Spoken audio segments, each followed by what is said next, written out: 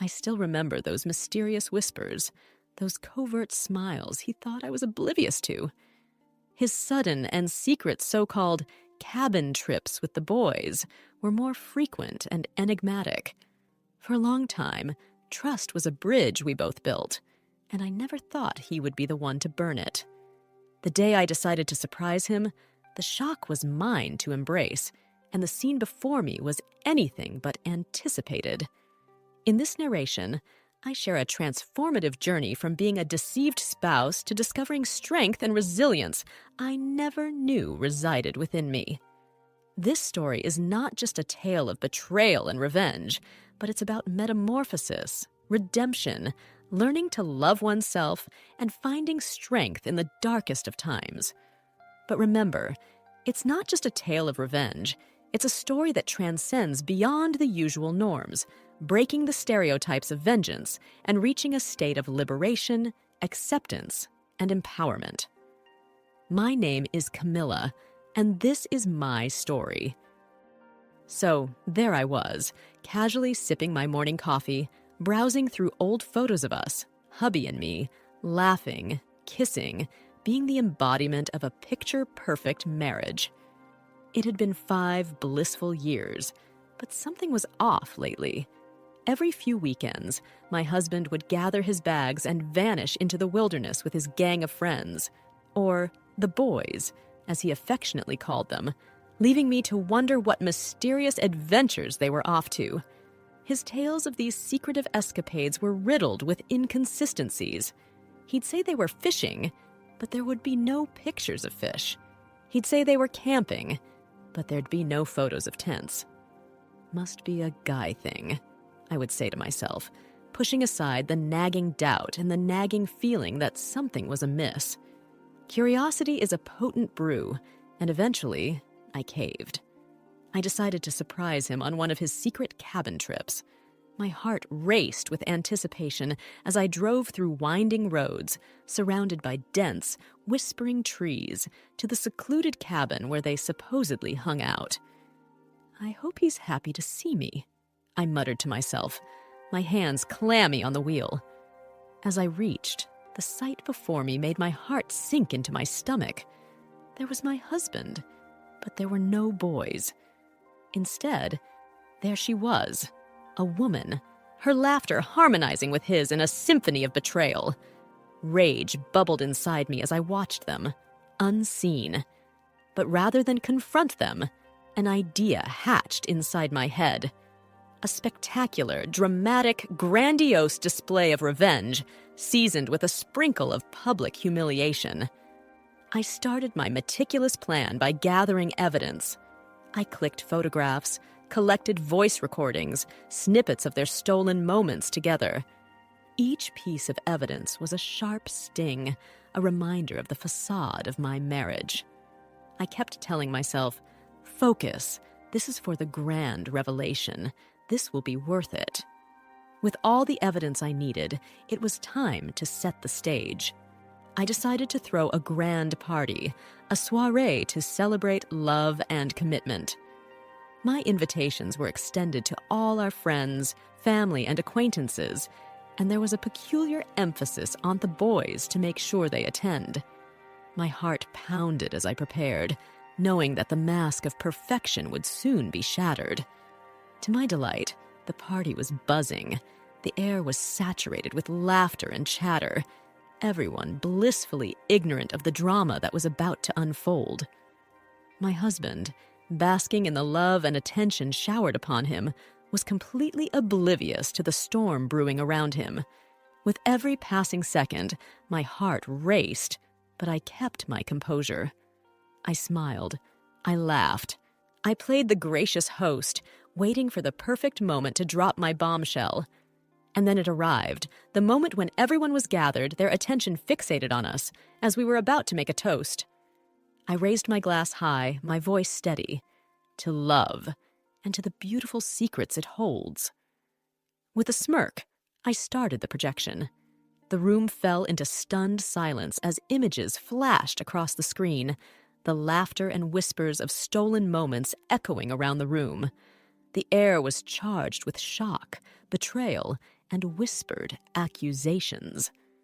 I watched as the color drained from my husband's face, his eyes darting around, looking for an escape from the web of his own making. The room was a battlefield, and I was the lone warrior, standing tall amidst the ruins of my marriage, victorious yet broken. I had pulled off my grand revenge. The public humiliation etched on his face was the trophy I hadn't known I wanted. But there was no joy in this victory, only the cold, empty realization that the man I had loved was never truly mine. And while the whispers and the stares surrounded me, the only sound that echoed in my mind was the shattering of my own heart. The fallout from my dramatic revelation was like a slow-burning fire, consuming everything in its path. My husband, or should I say soon-to-be ex-husband, was now the subject of hushed whispers and furtive glances, his reputation in tatters. The next day, he tried to approach me, his eyes swollen, probably from remorse, or perhaps just from being caught. "Please, can we talk about this?" he pleaded, his voice a fragile whisper. "I have nothing to say to you," I replied coldly, my heart stone against his pleas. But my mind was a whirlwind of emotions, torn between the remnants of love and the fresh wounds of betrayal. Every fiber of my being screamed to run away, to escape the ruins of my once happy life. But no, I wasn't done. The dramatic revelation was just the appetizer. The main course of revenge was still being served. In my pursuit of revenge, I found unlikely allies. The boys, feeling betrayed themselves, were more than willing to assist me in my mission. We colluded, planned, and executed meticulous schemes to expose his lies further, to tarnish his image and isolate him from everyone who once admired him. We worked in shadows, our moves calculated, our intentions clear. Our little revenge squad was a ticking time bomb, and it exploded, revealing more secrets, more betrayals. It seemed my husband had created a labyrinth of lies, a maze so complex that even he was lost in it. The more I discovered, the more my heart hardened. The slivers of love that remained were now turning into shards of hate. And then there was her, the other woman, the partner in his deceit.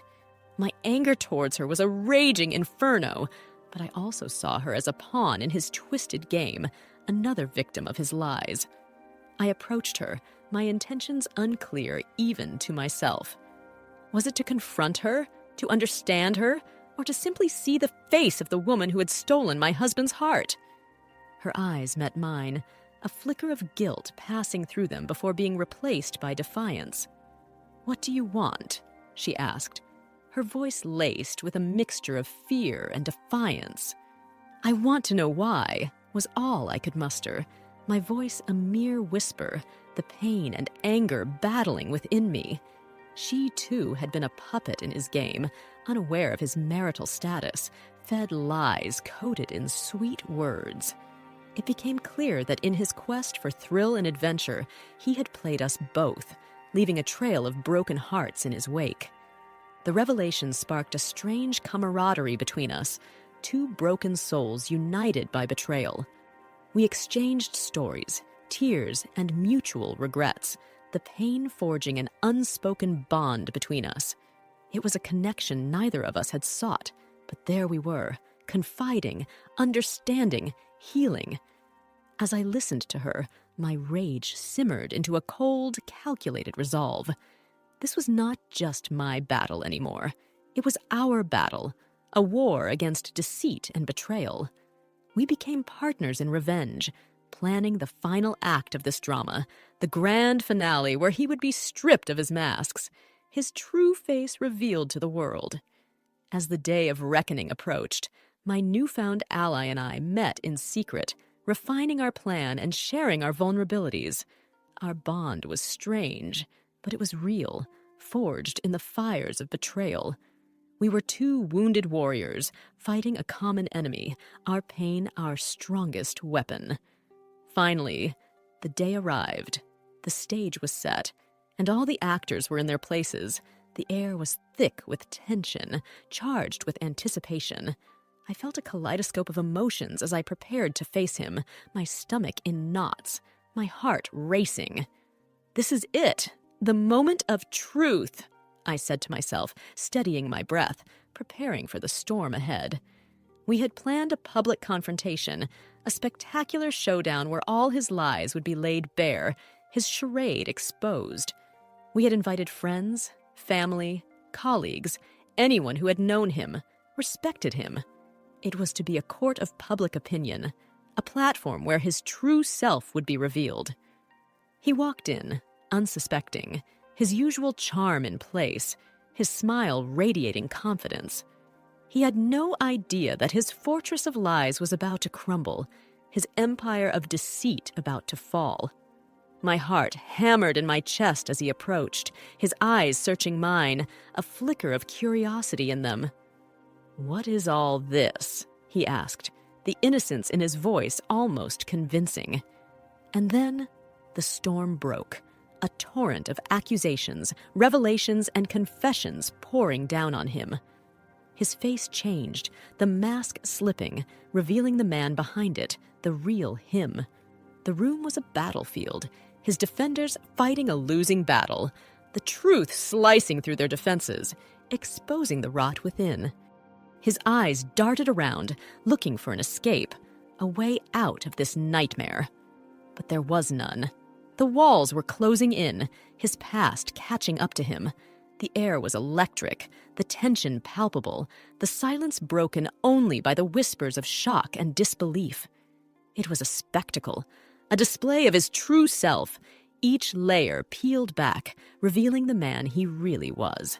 His charm, his charisma, all stripped away, leaving behind a broken, defeated man. The room was a sea of faces, each one a mirror reflecting his betrayal, his deceit.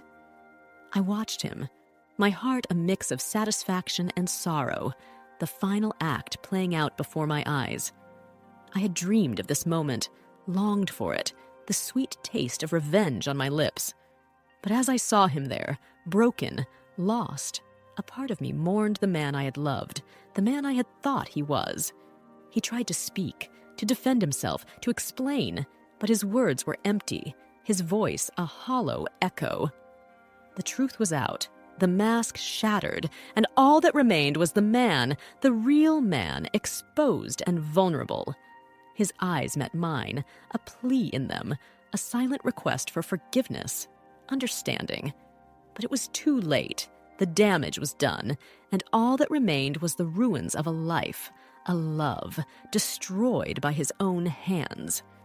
The confrontation was a catharsis, a release of all the pain, the anger, the betrayal. It was a cleansing, a purification, the truth washing away the stains of his lies.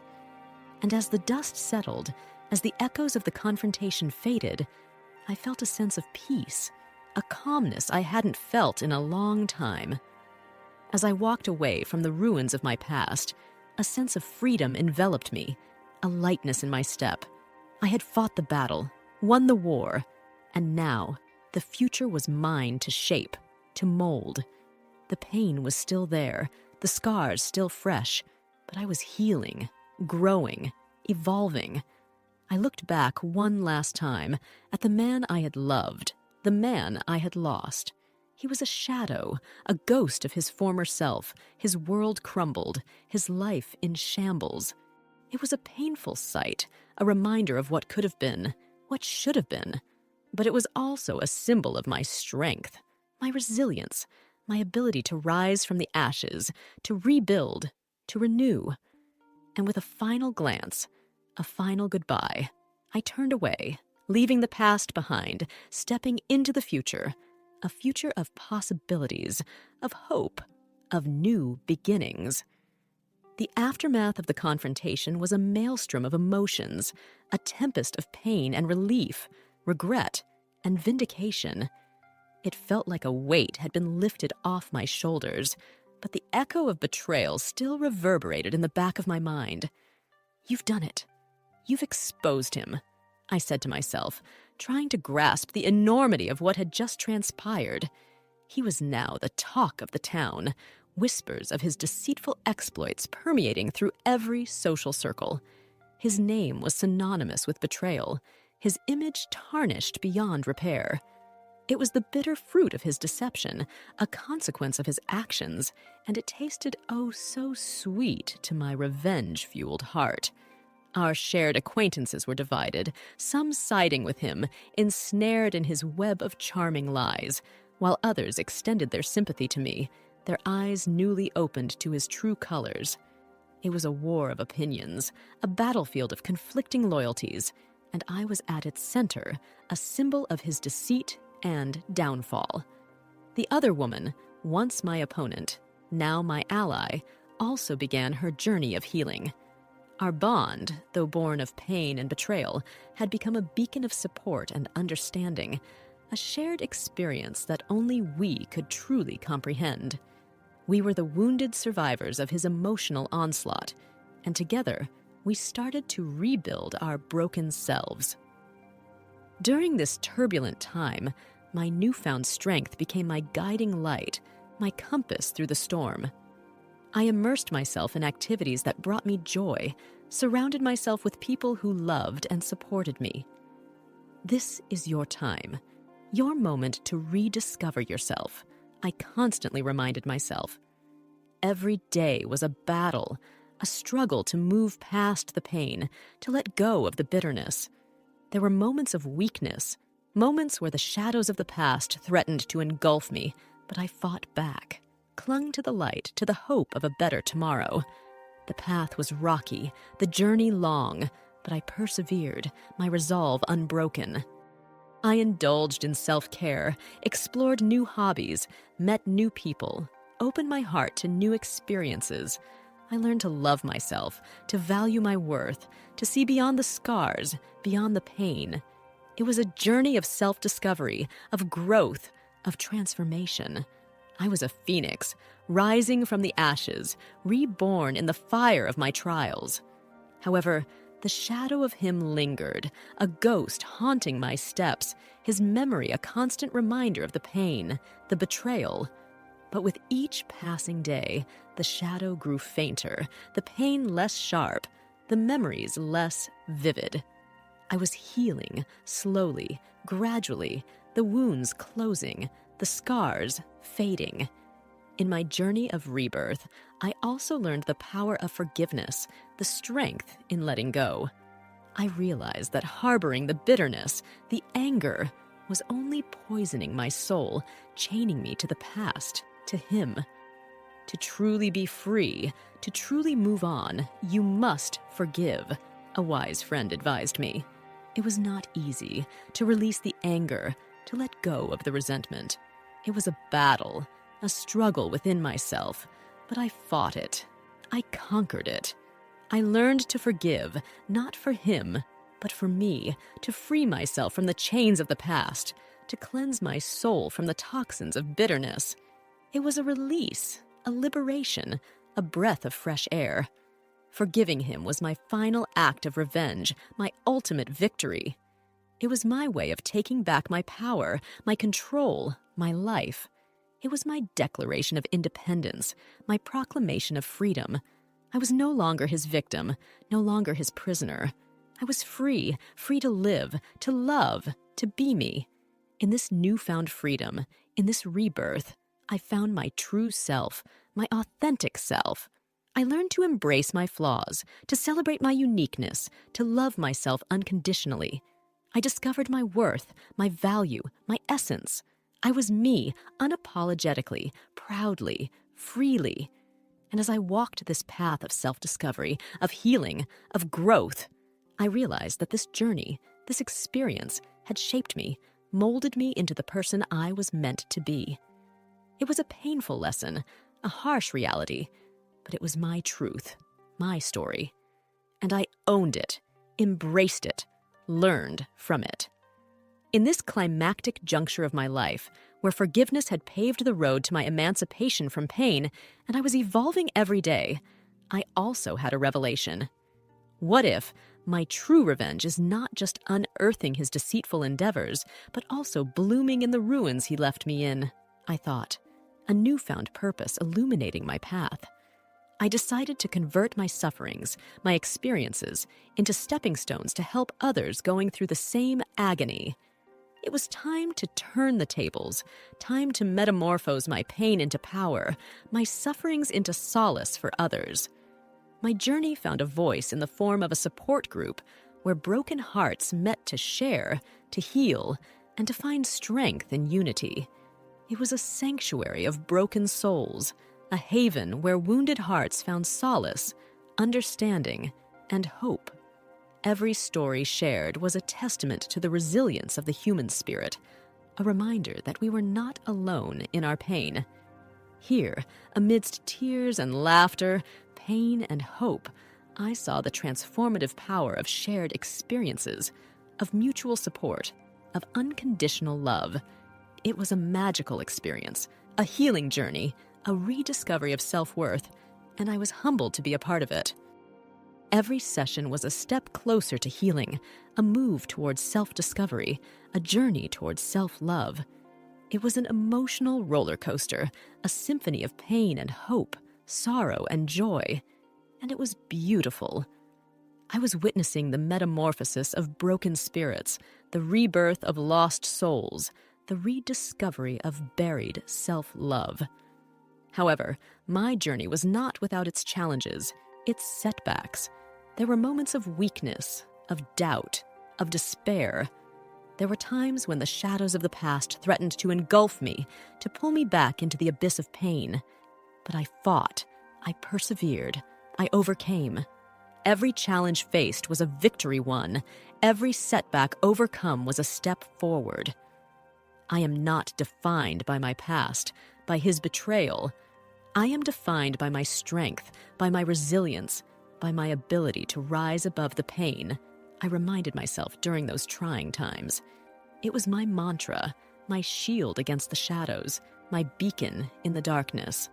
In this journey of self-discovery, of healing, of transformation, I also found love, not in another, but in myself.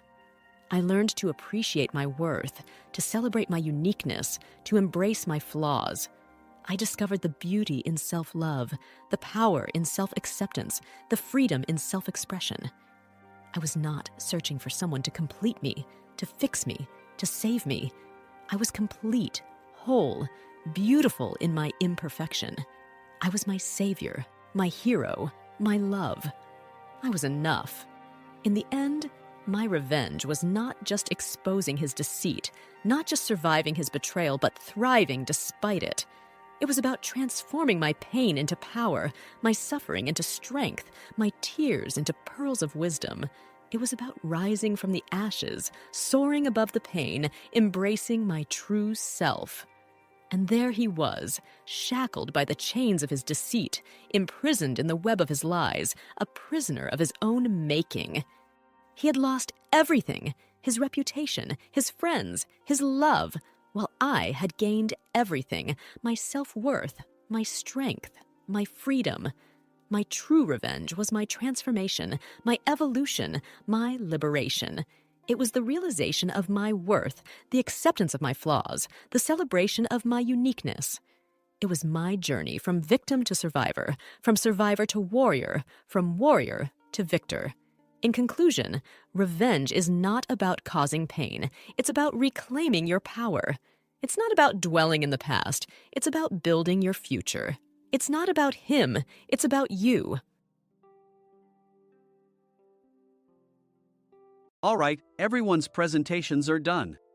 Nick, the manager, said as he tried to move the discussion forward. Excuse me, I haven't. I recently found out something. Nick interrupted me and began to speak. There's apparently someone in this department who didn't graduate high school and is just a part-timer. Meetings should be for employees only. Absolutely right. His lackey, Mike, of course, agreed with Nick. I'm leaving. After leaving the meeting room, I started to shut down my computer. I noticed that an email had arrived, not in my personal inbox, but in the company's shared email. Thinking, there's no point in speaking up, no one will listen, I went home quietly. The next day, I heard a commotion from Nick's desk. He was staring at his computer screen, his face pale. Nick, is something wrong? Mike looked at the screen with him. And he turned even paler than Nick. Why is he so angry? Knowing the reason for Mike's distress, I thought to myself, serves them right. My name is Adam. My mother passed away when I was in the 9th grade, and I was raised by my father. Well, you could hardly call it being raised. After my mother passed, my father changed. He drowned his sorrows in alcohol, and though he still went to work, he squandered our living expenses on horse racing. Because of that, I had to start working part-time as soon as I entered high school. Every month, I went to the convenience store with bills in hand that couldn't be auto-deducted from my father's account. Even though I endured it because I didn't want to be alone, I reached my limit in my 2nd year of high school and dropped out. I found a live-in job at a distant inn. Thank you for everything. The day I left home, my father, still staring at the TV, spoke. Take care. That was our last conversation.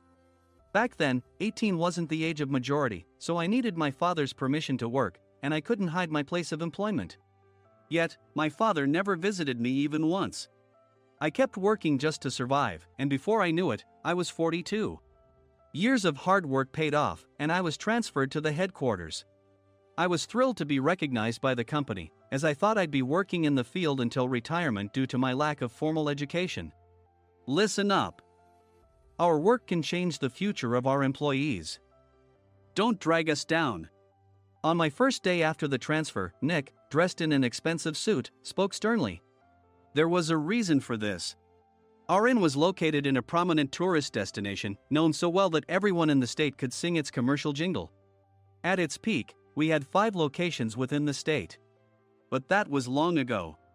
Due to financial difficulties and aging facilities, only the place where I had worked for many years and the original establishment remained. I was prepared to lose my job anytime, but now there was a glimmer of hope. With the rise of social media, the tourist area where the inn was located started gaining attention again. Depending on how hard the sales department, where I was transferred, worked, we could either thrive or be forced to give up this prime location to the new hotel chains continuously popping up. For Nick, who had switched careers from another industry to strengthen our sales, this was a battle he couldn't afford to lose.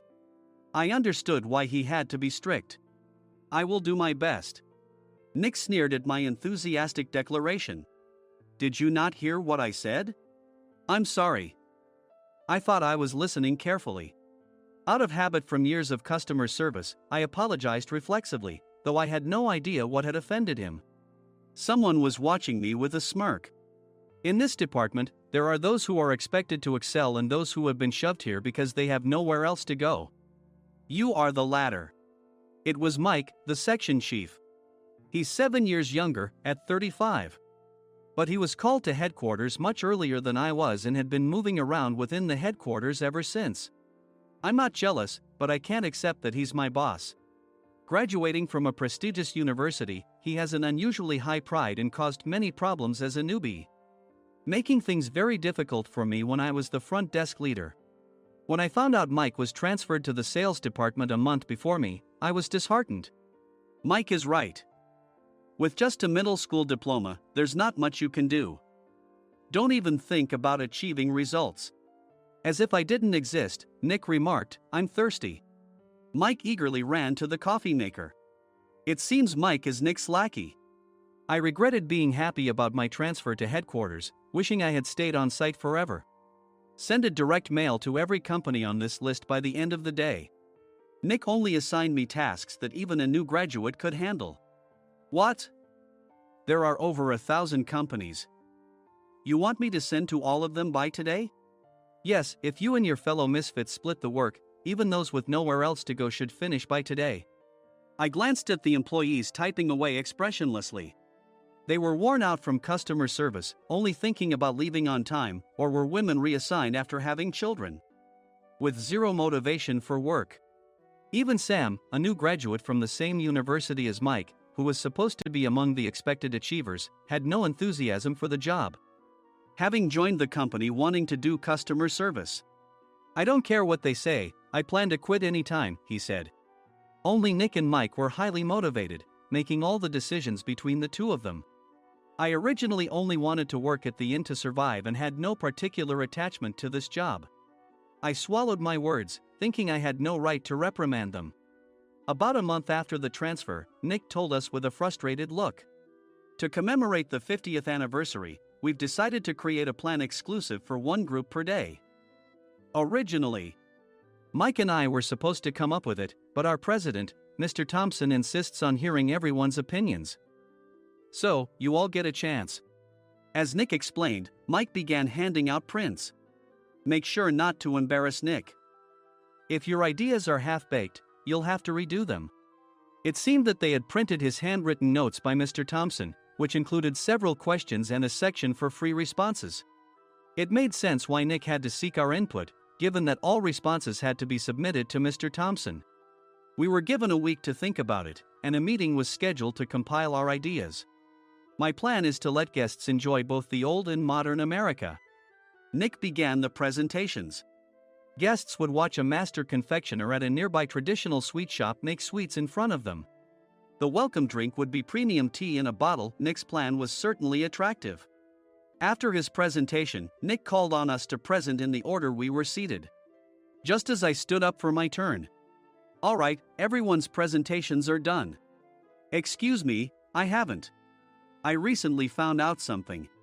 Nick interrupted me. There's someone in this department who didn't graduate high school and is just a part-timer. He was likely talking about me. I joined the company as a part-timer and was made a full-time employee when I turned 20. That was 20 years ago, so Nick and Mike probably had no chance to know until recently. Meetings should be for employees only. Absolutely right. After that, Nick kept creating opportunities to solicit everyone's opinions, purposefully excluding me from speaking. The meeting unexpectedly heated up and went past the scheduled end time. A few people asked to leave, and the discussion continued with the remaining few. Still here? Normally, you'd leave in that situation. Though I had no attachment to the job initially, hearing kind words from customers made me want to make them happier. For someone like me, with nowhere to go, the inn was my home and customer service was my life. I felt pathetic about my current self. I'm leaving. I left the conference room and started shutting down my computer. I noticed an email had arrived, not in my personal inbox, but in the company's shared email. Thinking no one would listen to what I had to say anyway, I quietly went home.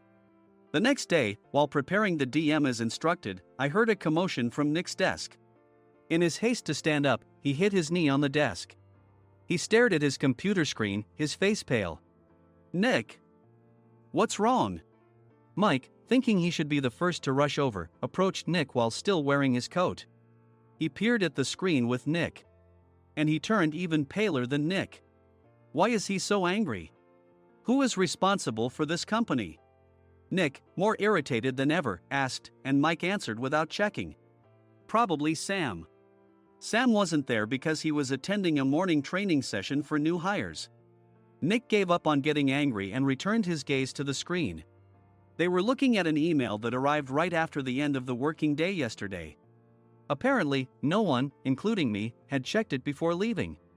The email was from a large company that used us for their annual employee trips. The president and executives of that company also frequently used our services personally. President of the company, Mr. Mason himself, had declared that neither he nor his company would ever use our services again. Well, some companies cancel their employee trips or stop using our services due to financial struggles.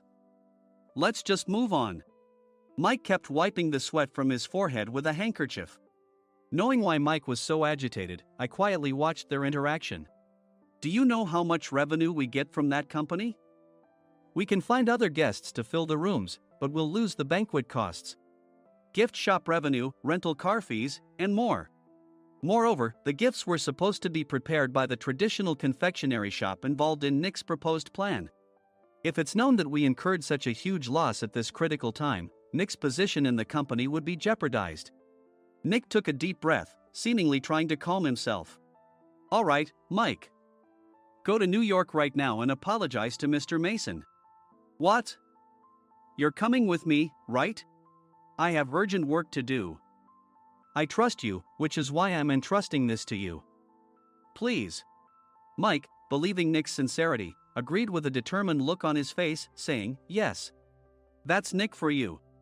Even if Mike went to apologize, Nick would shift all the blame onto him if the client didn't change their mind. Well, it was Mike's fault to begin with, so it served him right. About 3 hours later, Sam answered a call from somewhere and repeatedly apologized, saying, "I'm very sorry." Everyone watched to see what was happening. After ending the call, he informed Nick with a weary tone. When Mike arrived at the client's company, he only made things worse, further infuriating Mr. Mason. He was demanding, "Get his boss here immediately." It was no wonder Sam was exhausted, dealing with such a call right after returning from training. "What is that idiot doing?" "All right, Adam, you're coming with me. If sacrificing Mike didn't work, then I must be next." Normally, I'd want to refuse at all costs, but I saw an opportunity in this situation. "If I can be of assistance, I'd be happy to join you." I obediently followed Nick, and we flew to New York. When we introduced ourselves at the reception, it became clear how serious the situation was, as the receptionist personally escorted us to the president's office. Angry voices leaked through the door, making both Nick and me uneasy. "Excuse me. I'm Nick, the supervisor. I understand my subordinate has caused you trouble, and I deeply apologize." Nick, with his experience in the corporate world, knew enough to offer an apology before excuses. However, his customer service skills left much to be desired. I sighed as I saw Mike trembling like a small dog in the corner of the room. "What kind of training are you giving your subordinates?" Mr. Mason glared at Nick with a red face. The intensity of his gaze made even Nick take a step back. Regrettably, I joined this company only 2 years ago and was unaware of Mike's issues. I should have identified his shortcomings sooner. Indeed, I should have realized sooner. No sensible person would come to apologize and then give a lengthy presentation on the drawbacks of not using their in. Nick froze, his mouth slightly open. Suspecting the worst, I picked up the documents that had fallen to the floor. It seemed Mike hastily prepared these documents on the plane, listing the disadvantages. Disadvantage 1: if you change the venue for the company trip, employees might suspect it's for cost-cutting reasons, leading to a negative impression.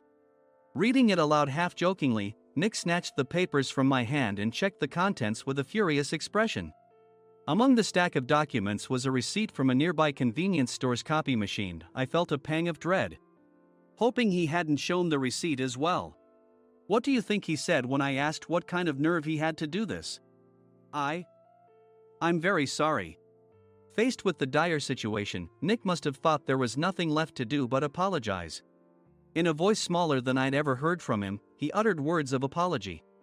He said, "I'm a Harvard graduate. I don't believe I said anything wrong." "Mike, what have you done?" Forgetting his plan to pin the blame on Mike, Nick yelled loudly, even in front of Mr. Mason. "I didn't do anything wrong." "You're still saying that? Look at him." Mike pointed at me with a shaking hand. "I was assigned to headquarters in my 20s and now I'm a section chief. This guy only made it to headquarters at 42. Everything I've done proves I was right. So why are we losing the contract?" Having said his piece, Mike collapsed to the floor. "Of course. You were sent there because you had nowhere else to go." Mike never expected to hear such words from someone he looked down upon. He lunged at me, and Nick hurriedly stepped in to stop him. "Mr. Thompson told me Mike is a quick thinker, and to take good care of him." There's no way he was pushed aside. "Don't make things worse here." "He didn't say quick thinker, he said only quick-witted, didn't he?" I don't remember that part." I recalled the many troubles Mike caused when he was a newbie. When Mike was on the front line, his pride was so high that he never apologized to customers. Customer service, especially in our job, doesn't work alone. It brings both good and bad situations. If the front staff or housekeepers made mistakes, or the cleaning company didn't properly clean a room, one had to apologize to the customers regardless of personal fault. Mike, in such situations, would never apologize, insisting he wasn't at fault. This often angered customers, and as the front desk leader, I frequently had to apologize on his behalf. He caused complaints and disrupted operations, which is why he was quickly moved to headquarters. In departments where he didn't interact directly with customers, his quick thinking was beneficial and things went well. But it seemed his flaws were starting to show. Corporate reservations are supposed to be entered into the system by the sales representative. But a quick check yesterday revealed that more than 10 items were missing from the client's reservation. The handover document clearly stated what needed to be prepared. Why didn't you enter it into the system? Why do we have to give them special treatment? Filling rooms near the banquet hall, setting up all the food in advance. Specifying the brand of wine, they're too demanding. No wonder he always angered customers, I thought, feeling a headache coming on. Grouping them in rooms near the banquet hall is for our benefit too. It makes it easier for the staff to set up beds and serve breakfast since everyone's schedule is synchronized. As for the other requests, Mr. Mason suggested them to lighten our load.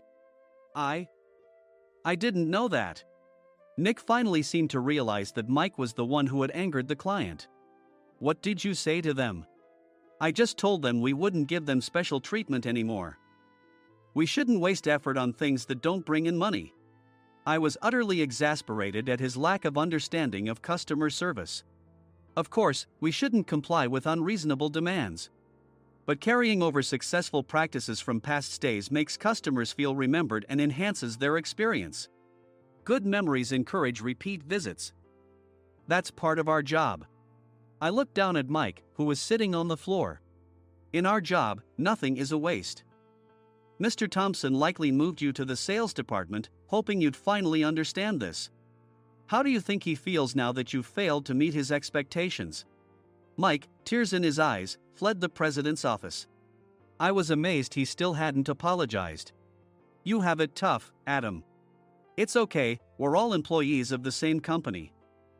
I deeply apologize for this disrespectful incident. Especially after all the care you've shown us. If it weren't for you, Adam, I really would have stopped staying here. When I heard you were moving to the sales department, I was willing to reconsider if you handled it. Seeing us talk so amicably, Nick's face contorted. Do you two know each other? Adam's service is excellent. I always requested him specifically. Normally, we don't accept specific staff requests, but we made an exception for Mr. Mason, adjusting my shifts accordingly. He had personally stayed at our hotel just before my transfer, and during casual conversation, I mentioned, I'm moving to the sales department soon. If I hadn't told him then, things could have been much worse. Please continue to take care of us. I look forward to it. On the return flight, Nick awkwardly offered me a can of beer. It's still working hours. Of course, I had no intention of forgiving him for a single beer. Nick might try to pin everything on Mike and avoid any consequences. While pondering this, a startling fact came to light. Nick, the tea bottles for the plan have arrived. I handed Nick a bottle labeled with our inn's name. They look good. What are you talking about? These are plastic bottles. I had assumed we would use the trendy, high-end bottling tea. But what arrived were ordinary plastic bottles of tea with customized labels. The only unique aspect was the label, which had the inn's name, making it look customized. Upon further investigation, I discovered that a substantial amount of money was set to be paid to the tea company. It was priced like bottling tea. Does this plastic bottle really cost $100 each? The tea inside is specially blended for us. The extra cost is for that. Wouldn't it be better to use another tea company? Or is there a specific reason we must use this one? As Nick continued to make excuses, I showed him a printed email. I informed the tea company's president, Mr. Mitchell, that we discovered irregular payments and he confessed. He said you two were high school classmates and planned to split the extra money. That idiot. Why did he confess? That's not important. You should worry about yourself, this could turn into a police matter. Opening the bottle cap, I suggested. How about calming down with this tea? It supposedly has a relaxing effect. Nick drank the tea frantically. In the following days, decisions were made about their fates. Mike was reassigned to the General Affairs Department, with no chance of transfer or promotion, as per Mr. Thompson's orders. As for Nick, since the payment to the tea company hadn't yet been made, he narrowly avoided legal trouble. Instead, he was encouraged to leave the company, and to avoid further complications, Nick submitted his resignation. Rumor has it that connections between HR departments have made it difficult for him to find new employment. Even though it was good to have those two gone, something unexpected happened in the sales department. Everyone became motivated and united in refining the 50th anniversary plan. In the end, my plan was adopted. We collaborated with the Tourist Information Center to provide personalized guides. The plan, tailored to the number of guests, was truly special for the 50th anniversary. Hey, is Adam's family coming to stay?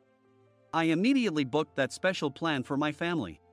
Sam noticed it on the reservation list and quickly picked up on it. Yes, I'm inviting my father. That's great. I might invite my parents too. I lacked the courage to face my father just as Adam. But here, with the confidence Mr. Mason praised, I felt ready. The 50th anniversary plan was a perfect opportunity to reconnect with my father.